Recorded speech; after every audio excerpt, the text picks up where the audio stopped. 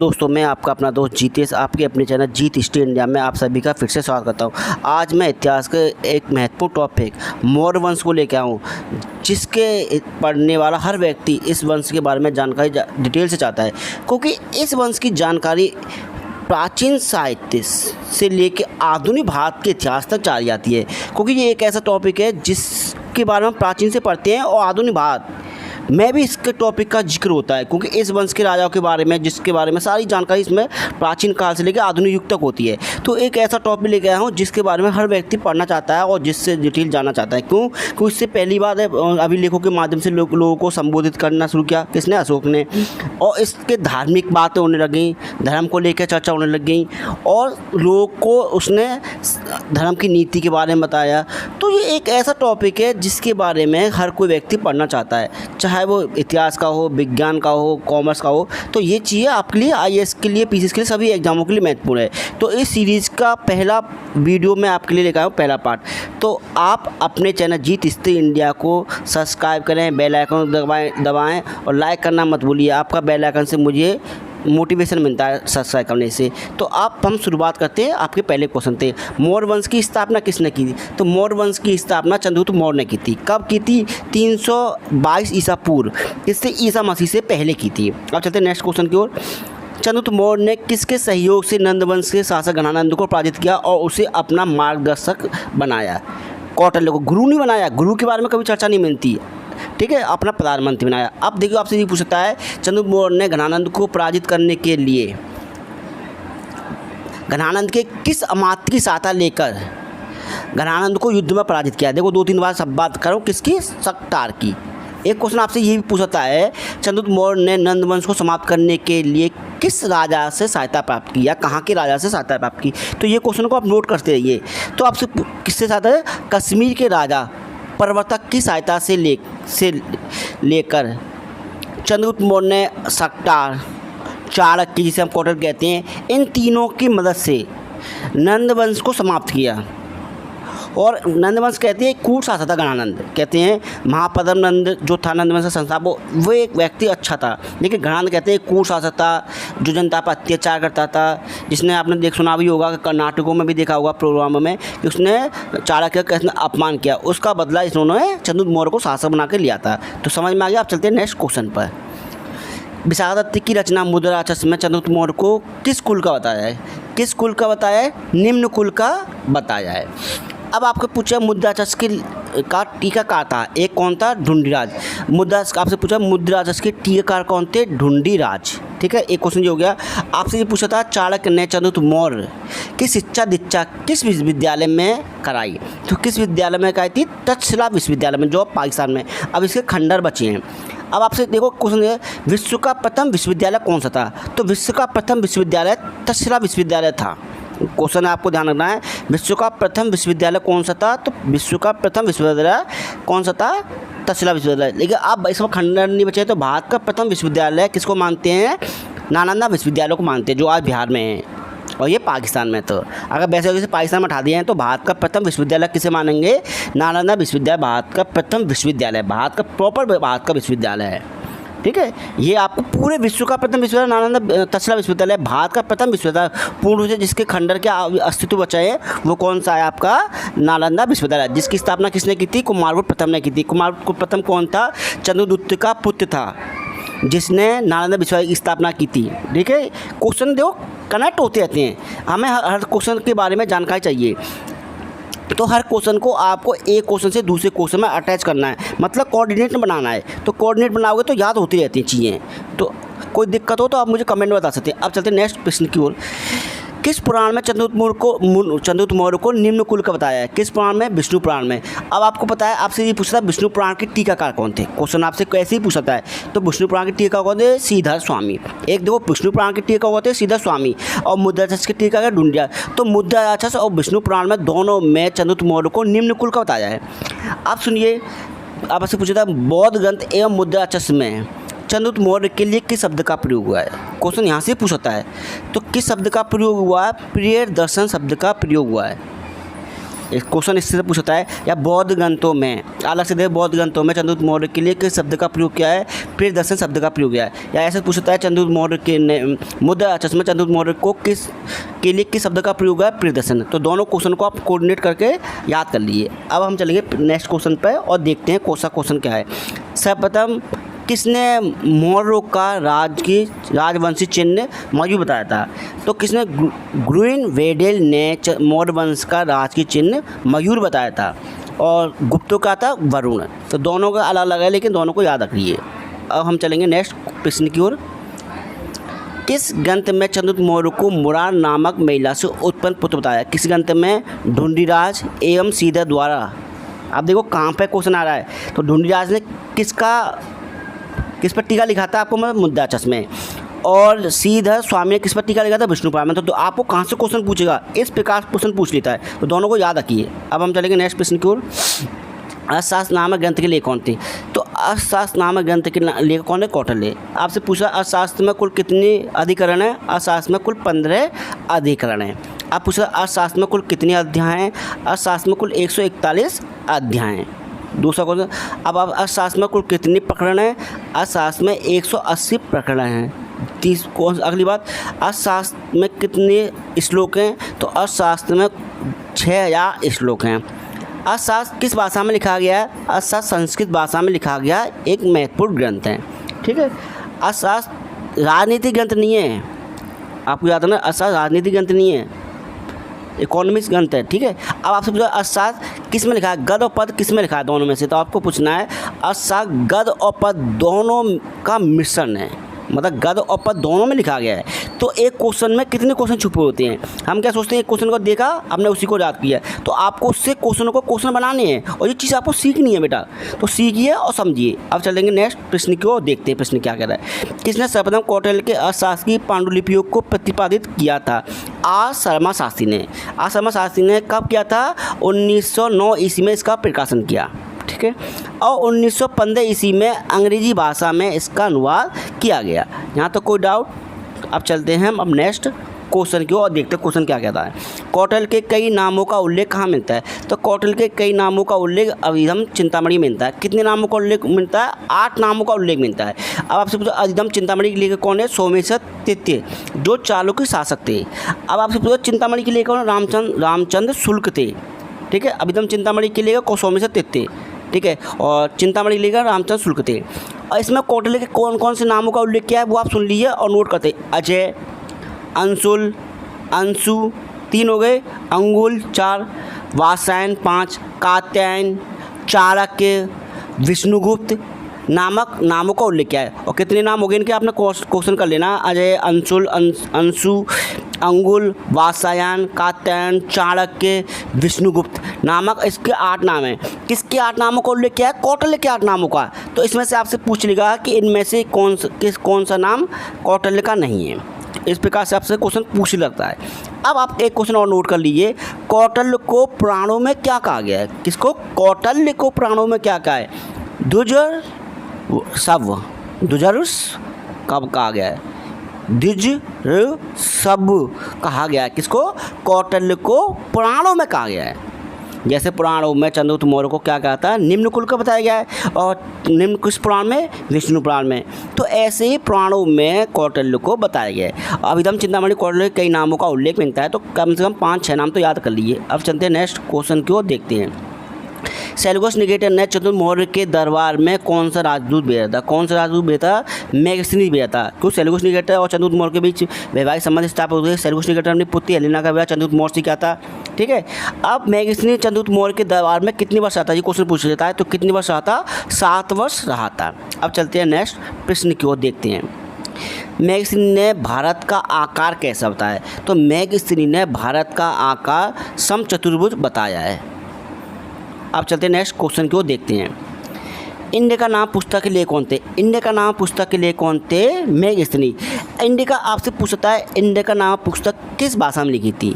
तो किस भाषा में लिखी थी? ग्रीक भाषा में लिखी गई पुस्तक है। क्वेश्चन को ये लेना, ग्रीक भाषा में लिखी हुई पुस्तक है। कौन सी? इंडिया का। अब चलते हैं नेक्स्ट क्वेश्चन की ओर, देखते हैं। इंडिका को सर्वप्रथम 1846 ईस्वी में किसने संग्रहित कर प्रकाशित करवाया? किसने? स्वानबेग ने इसे संग्रहित कर प्रकाशित करवाया था। कोई खंडों में विभक्ति ना, मैं आपको बताऊंगा डिटेल से कि आज इसके मूल अंश नहीं मिलते किसके? इंडिका के। अब चलते हैं नेक्स्ट प्रश्न। इंडिका का अंग्रेजी अनुवाद कब किसने किया था? इंडिका का अंग्रेजी अनुवाद 1891 ईस्वी में मैगडल महोदय ने किया था।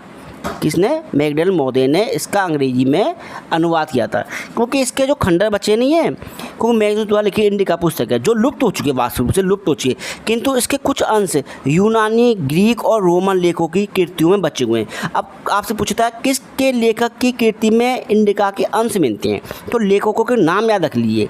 टेसियस एक लेखक, प्लिनी दूसरा लेखक, स्ट्रैबो तीसरा लेखक। तो इन तीनों लेखकों की ग्रंथों में या पुस्तक में इंडिका के अंश मिलते हैं।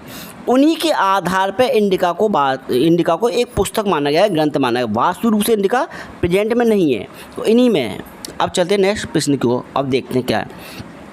सर्वप्रथम किसने सैंडकोटस की पहचान चंद्रगुप्त मौर्य से की थी? किसने की थी? विलियम जोन्स ने की थी। अब विलियम जोन्स को आप जानते होंगे, जिसने 1784 ईस्वी में एशियाटिक सोसाइटी की स्थापना की थी।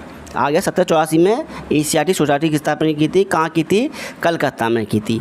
आपको ये भी पता होगा विलियम जोन्स, विलियम जोन्स ने गीत गोविंद का अंग्रेजी में अनुवाद किया था 1792 ईस्वी में।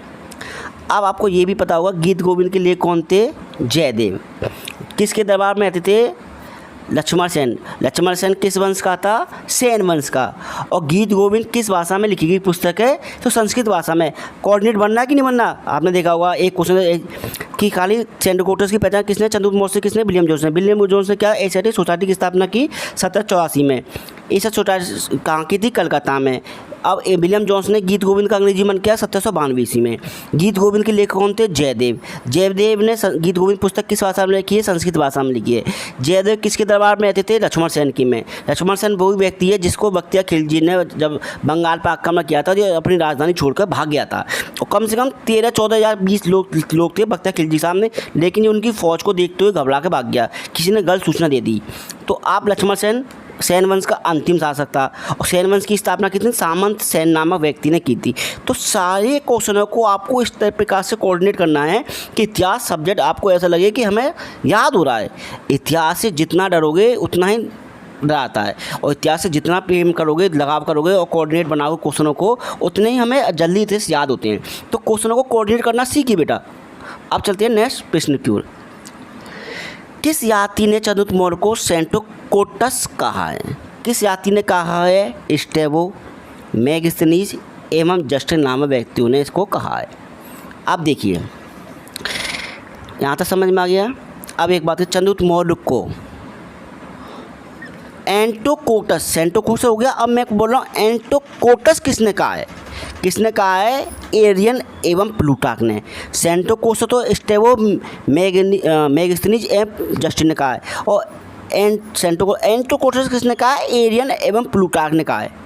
तो दोनों क्वेश्चनों को कोऑर्डिनेट करना है, क्योंकि ये कोऑर्डिनेट नहीं किए तो दिक्कत हो जाती है। तो 5 व्यक्ति हो गए इसमें। अब चलते हैं नेक्स्ट प्रश्न की ओर, देखते हैं किसने चंद्रगुप्त मौर्य को पारसिक या ईरानी बताया, मतलब विदेशी बताया है?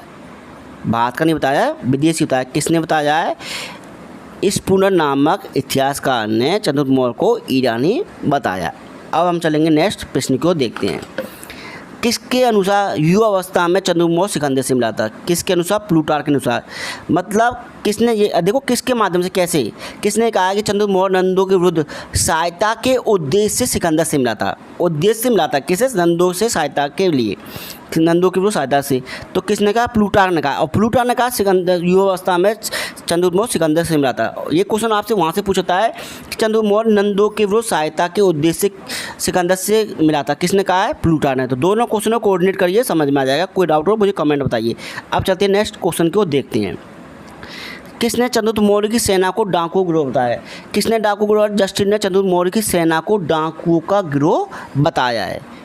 ठीक है, अब चलते हैं नेक्स्ट प्रश्न को और देखते हैं प्रश्न क्या कह रहा है। किसने कहा कि सिकंदर की मृत्यु के पश्चात भारत ने अपनी गर्दन से दास्ता का जुआ तार फेंका तथा अपने गवर्नरों की हत्या कर दी?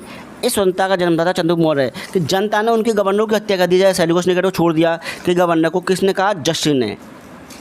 किसने कहा है? जस्टिस ने। क्योंकि भाई देखो, जब चंद्रगुप्त मौर्य अपने देश चलाता है मैसेडोनिया, तो वहाँ इसकी मृत्यु आती है, उसके बाद वहाँ गवर्नर नियुक्त कर जाता है, तो उनकी हत्या उनकी जनता ने कर दी, और ये किसने कहा है? जस्टिस ने कहा है। अब चलते हैं नेक्स्ट प्रश्न की ओर। किसके अनुसार चंद्रगुप्त मौर्य ने 6 लाख सेना से संपूर्ण भारत को रौंद डाला? प्लूटार्क के अनुसार। या पूछ रहा कि चंद्रगुप्त मौर्य की सेना में 6 लाख सैनिक किसने बताए हैं? प्लूटार्क ने। तो 200 क्वेश्चन पूछ सकता है कि 6 लाख संपूर्ण से भारत को रौंद डाला प्लूटार्क ने। 6 लाख सेना किसने बताई है? प्लूटार्क ने। ये इतिहासकारों ने ज़्यादा चंद्रगुप्त मौर्य के बारे में बताया। अब चलते नेक्स्ट प्रश्न की ओर।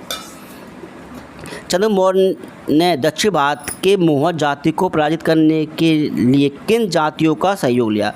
कौसर और बांडुगर नामक जातियों का सहयोग लिया। देखो, अब इस युद्ध के बारे में, इन जातियों के बारे में कि जैसे जैसे चंद्रगुप्त मौर्य ने दक्षिण भारत में आक्रमण किया, इनके बारे में जानकारी कहाँ से मिलती है?